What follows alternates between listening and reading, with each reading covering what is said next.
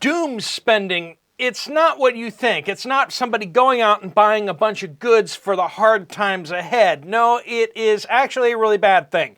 It's a new term from Gen Z, and while you and I might do it sometimes, we really shouldn't when we do. And here's the problem, is that it's becoming a hit trend amongst Gen Z, younger folks. They're talking about it, and it's a new name for something that is just downright irresponsible. All right, folks, welcome to the Poplar Report. I'm Steve Poplar. I'm an accountant by trade, and we're going to be talking about this newest trend amongst young people, and it's really, really troubling. All right, so let's get into it. What is doom spending? Doom spending is basically you don't have budget for things even you need or things that you really plan on buying, and you get so depressed by that, you just go out and start buying luxury goods. I don't know what our term exactly, we would say like blowing money or unrestrained budget or something like that, but doom spending. It's the idea that tomorrow is not looking better than today, so what I'm going to do is I'm going to spend money I don't have on things I don't even really need. It's not like I'm spending money so that I can grab a few things. It's like they're buying luxury handbags, right? They're going out there, they're like, I can't rent an apartment, I can't put a down payment for a house, so I'm going to go spend $2,500 on a handbag. And Bloomberg just came out with an article that I could only partially read because I try not to doom spend, but they're not the only ones. I was actually going to talk about this as it was, and saw that they just came out with an article this morning about this, and just pointing to the fact that this is a major trend. This is a major thing that's happening. Lots of publications are putting articles out about doom spending, and some of the other things that they're talking about. And what I really want to zoom in on here is the fact that we have a debt-based economy, right? Everything in our society is structured around debt. The idea that when you loan somebody money, you're going to get back interest, and you're also going to get back your money. They're going to pay you back. And we have a generation that's growing up right now that thinks that debts are figments of their imagination, essentially, that they're not really real, and that there is this thing called debt forgiveness. That debt forgiveness is more likely than not going to happen if you borrow too much money. There's this idea that bankruptcy will clear all the books, and so what you need to do is you need to get as much credit as you can, so you can spend as much money as you can, so that it can then be forgiven. And with what's going on with the college debt, stuff going on, forgiveness that's happening from the highest levels of government right now, can you really blame them? And then they look at Washington, D.C., and they look at all these state offices that are just spending money that they don't have. I mean, look at California, look at Chicago, look at New York City, look at these states. They do not keep within their parameters. I mean, Illinois is just a little bit more responsible than Chicago. New York State is a little more responsible than New York City. But these cities are just out of control, and the states are out of control, and the federal government is out of control. We're at $34.1 trillion in debt. And while that is a catastrophic number, most of the concern is how fast we're adding it up. We've only added about almost $6.5 trillion to the national debt in just the last 3 years. That's concerning, right? The fact that we're at $27.5 trillion debt in 2020, and here we are with $34.1 trillion in debt. It's just, we're adding up to the national debt so fast. And once again, even getting back to that, it's like, if we were going to pay that back, that would be one thing. But the simple fact is, we're not going to pay it back, right? And you know how like teenagers and young people kind of see through a lot of the BS and a lot of the things that like you don't want to say out loud. They'll just come out and be like, yeah, we know, and everybody knows that you're not paying that back. So if that's going to work for our country, why wouldn't it work for us? And so you get this idea out there that they borrow tons and tons of money for college because they know they won't ever have to pay it back. That's one. And then you turn around and you see them racking up all this credit card debt because they're not going to have to pay that back either in their minds. What happens to the banking system when you get a generation or several generations of people borrowing money with no intention of ever paying it back? We're not talking about a 2 or 3% of the population not paying back their loans. We're talking about 50% of a generation starting to seriously consider just defaulting on all their loans. What's that going to do to the economy? What's that going to do to all the banking system? Right now we have the Federal Reserve out there saying that the banking system is just fine. One of the New York banks' stock is crashing right now because they're having liquidity issues.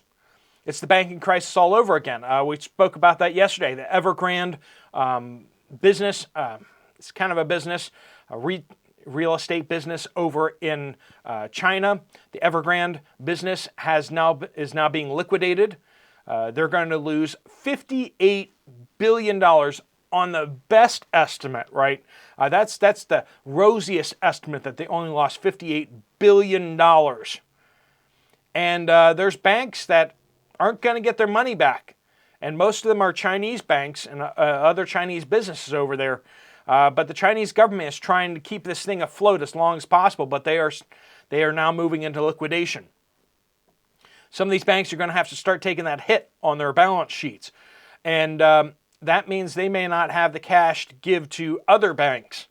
So there's going to be some banks in some serious trouble in the next couple days, next couple weeks. And I don't know if that's potentially partially what's happening to the New York bank right now. But we have a debt-based economy. And when you start having major defaults on loans, that's a problem. We saw earlier this week the stock market got all excited because the U.S. Treasury Department was like, "Hey, we're not gonna issue quite as many T-bills as you thought," which are short-term Treasury bonds, basically. Short-term Treasury bonds. We're not going to issue as many of them as you thought we were. And everyone's there like, "That's great." 2 days later, they came out and they're like, "We're going to issue more long-term bonds." I mean, it wasn't good news that they're issuing less short-term and more long-term. In fact, that kind of points to the fact that the federal government thinks that interest rates may not be coming down as fast as people think they are. And in addition to that, why aren't they issuing the T-bills? Because there's not enough demand. That's the real eye-opening one, is that there aren't enough people stepping up to buy the short-term Treasury bills. So they have to issue the long-term ones, which are considered more stable, more investment grade kind of stuff. They're issuing more long-term debt at higher interest rates, right? At lower interest rates in the short term, but they're going to be locked in for longer because there aren't enough people wanting the short-term ones. And this is a serious problem because banks just don't have enough money to loan the federal government. And right now, the Chinese aren't loaning the federal government money. These other national banks, the only national bank out there, central bank, that's actually really still investing in the United States federal government's debt is Japan, and they're just a basket case over there too. I mean, they already own half of their stock market right now. Their central bank owns half their stock market, which really should just kind of blow your mind, but that just kind of explains how insane it is over there. And we're headed right that way too. They were the test case, and the United States is following hot on their heels. Japan is an imploding dwarf star, and the United States, it wants to be a supernova. And people think that we're not going to get burned along the way. And that is just not the case. And so we have the young people looking at this charade of an economy, and they're saying, you know what? If everyone else is getting theirs and running running off. The boomers are coming in, and they spent way too much money from the federal government. They're just basically saddling future generations with tons and tons of debt that baby boomers. Hey, listen, I'm sorry, folks, but that's the truth. You guys, a lot of you guys are on the older end of the spectrum, and it was your generations that spent a lot of this money. I mean, I'm not the same age as Biden, and I'm not the same age of any of these presidents recently. And younger folks are looking at the older folks of generations and seeing how they allow their government to just get completely out of control and spending money and giving out money for free to everybody while loading future generations up with debt. Now, once again, we're not actually going to pay that back. I mean, nobody in their right mind thinks we are. There's nobody out there with any kind of projections on how we'd ever pay our debt back.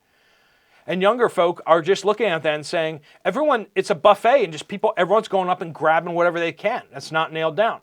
And so young folks, I mean, is it crazy for them to look at it and say, well, we're just going to get what we can? Now, what I would suggest is a slight change on the doom spending. Stop buying $2,500 handbags and luxury vacations, and instead buy essentials. Now, I don't recommend going all into debt to do that. I recommend not doing that, cutting your spending. They also have another phrase which is interesting. It's called loud budgeting. And at first it sounds kind of bad, but actually it's supposedly a good thing. Basically, the idea is like whenever people are like, hey, why don't you spend money with us on this? You go, no, it's not in my budget. That's loud budgeting because your budgeting isn't quiet. It's loud. It's like, no, I can't do that. I can't spend on that. Nope, it's not in my budget. Not going to do that. And we need to be like that. We need to have budgets, and we need to be holding fast to them and pushing back on spending that we don't need. But also, at the same time, we should need to be storing up for hard times to come. Food.